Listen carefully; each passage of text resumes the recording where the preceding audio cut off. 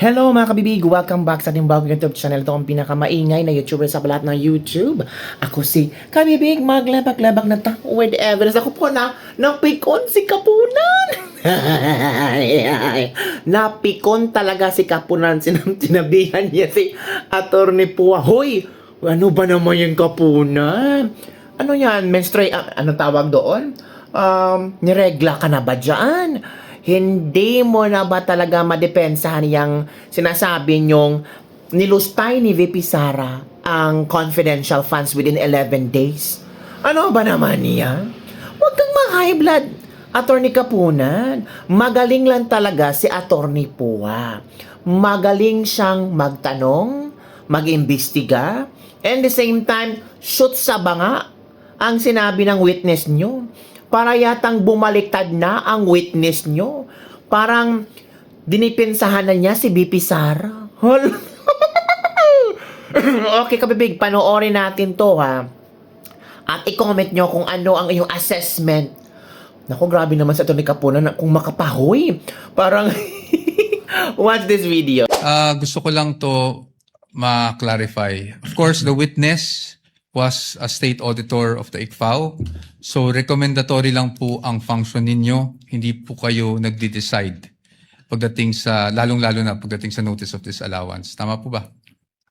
Yes po. It's the function of the commission proper. Thank you. Thank you. May expressly po ba na nakasulat na may niisang kusing na napunta sa bulsa ng Vice Presidente? Ask an answer, Your Honor. Wait, don't answer. Uy. DepEd. Para hindi na po tayo tumagal.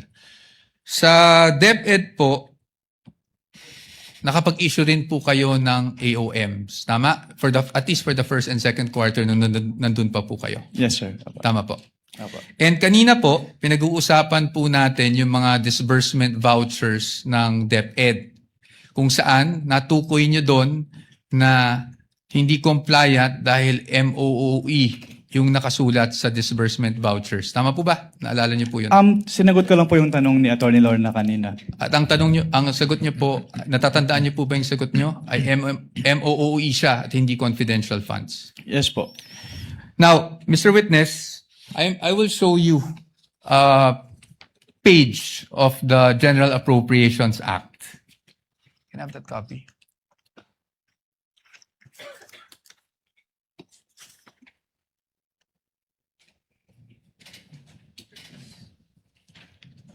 And for reference,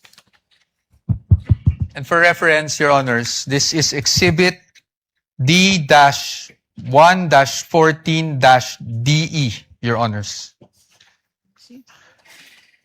And D-1-42-DE for the defense. Counsel may approach the witness as well as counsel for the panel of prosecutors. Ito lang, ma'am. Titignan ko. So, dito po, sa page 376, volume 118, number 52, General Appropriations Act FY 2023, klarong-klaro po na ang confidential, intelligence, and extraordinary expenses is under maintenance and other operating expenses, which is the MOOE. Pero if I may clarify lang po kasi, Yes po. yung MOOE kasi is very broad.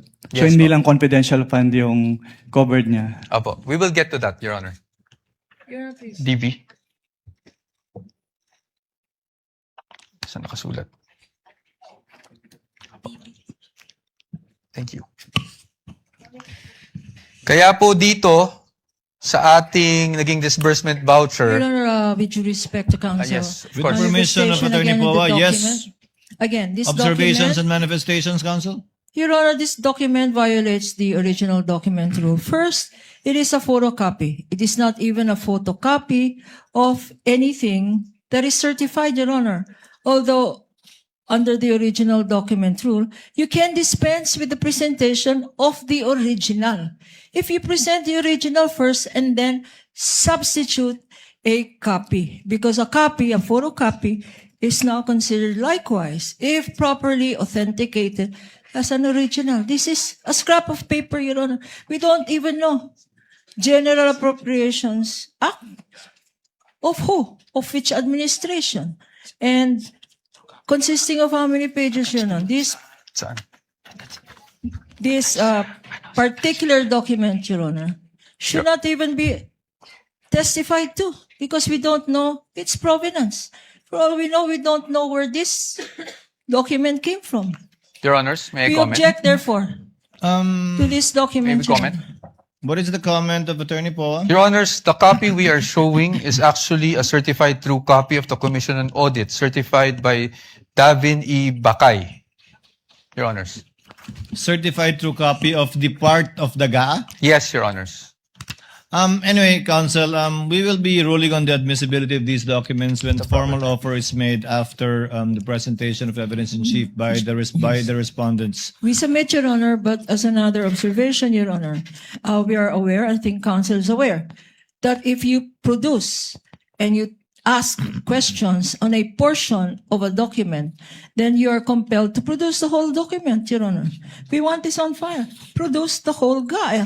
For all we know, Your Honor, there may be provisions in that GAA which contradicts the provision he's saying. So he is compelled under the rules, Your Honor.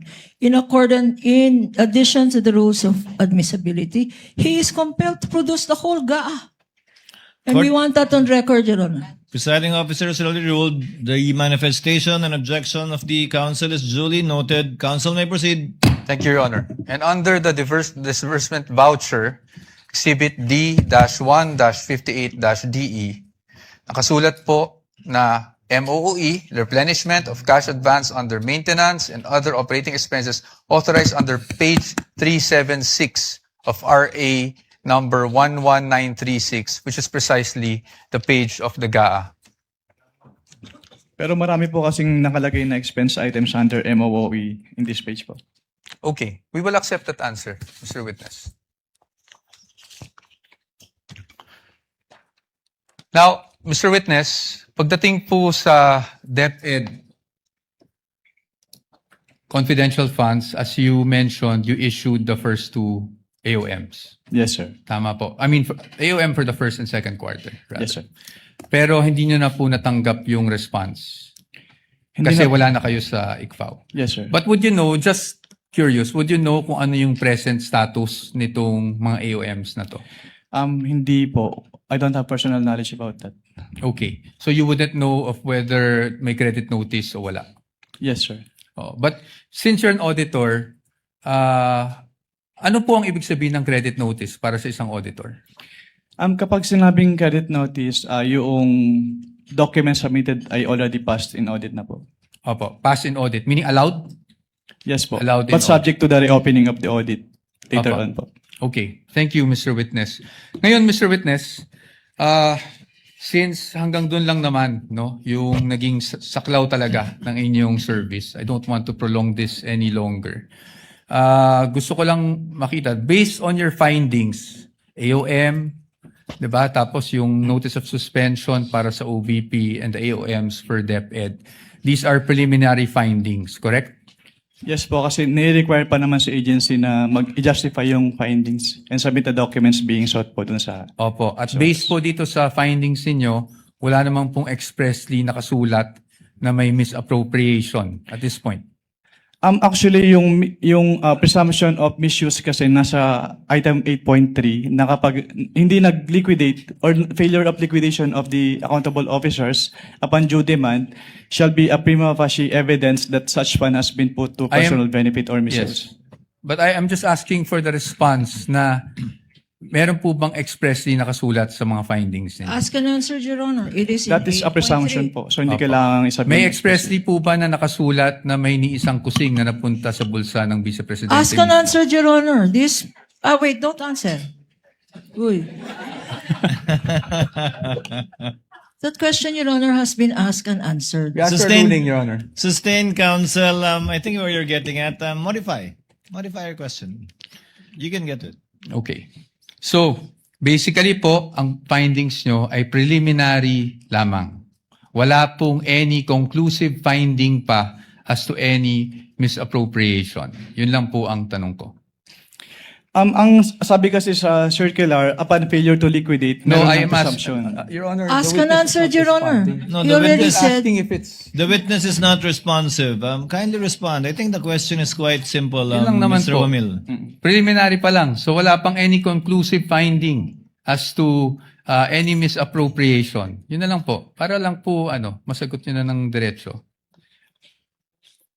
Hindi naman po kasi kailangang i-state doon sa findings. Again, Your Honor, non-responsive. Let the presiding officer be the one to do it, or try to do it. Kapag ka nag-issue po kayo ng AOM, Audit Observation Memorandum, failure to liquidate na po ba yun? O may mga observation pa lang kayo? Kailan masasabing may failure to liquidate na? No? Pag may notice of disallowance na, notice of suspension, o AOM pa lang? Nakalagay po kasi sa joint circular, Your Honor, under 8.3, failure to liquidate by the accountable officer upon due demand shall be a prima facie evidence. Opo, again, Mr. Wamila, yung pag-issue niyo po ba ng AOM, pasok na sa failure to liquidate upon due demand o hindi pa po? Hindi pa po sa AOM, Your Honor. Kasi wala pong due demand sa AOM. Yes po. At masasabi mo rin bang wala pang failure to liquidate? O meron na? Pag sa AOM po wala, pero pag sa NS po, since meron ng first issuance which is considered as demand, so meron na po sa NS. So, As po siya. AOM wala pa. Pag NS, meron Meron ng meron ng demand at Opo. meron ng failure to liquidate. Opo, since sa AOM po, nire-require na silang i-justify and i-submit yung mga documents na hindi nila na-submit. Pero sa AOM, wala pa nga ganun. Yes po, Your Honor. Okay. Counsel, your witness. Thank you. And lastly, gusto ko lang to ma-clarify. Of course, the witness was a state auditor of the ICFAO. So, recommendatory lang po ang function ninyo. Hindi po kayo nagde-decide pagdating sa, lalong-lalo na pagdating sa notice of disallowance. Tama po ba? Yes po. It's the function of the commission proper. Thank you. Thank you. O yun na nga, kabibig. 'Di ba?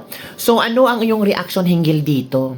Para yatang mas nalaman ng maraming tao ang istorya ng confidential funds. Tama nga ang desisyon ni VP Sarang, hinayaan niyang magkaroon ng impeachment trial para mas lalong malaman ng tao kung ano ang nangyari sa confidential funds niya. O, 'di ba? O, last time, sabi nila 125 million. Sumobra pa pala. Naging 125 million and 150,000 pesos. Ang budado pa si BP Sara. BP Sara pa nag-add-on para talaga matugunan yung mga pangangailangan. 'Di ba? And the same time, kabibig, wala namang violation si BP Sara. Mas lalo nakilala ng mga tao ngayon ay gawa-gawa lang pala para masira si BP Sara, para mabansagan siyang inday lustay, magnanakaw, at kung ano-ano pang mga iniisip nila. So ngayon, yung kay Mary Grace Piato, 70,000. No? Tapos yung ibang mga politiko dyan, milyones ang nanakaw, quiet lang kayo.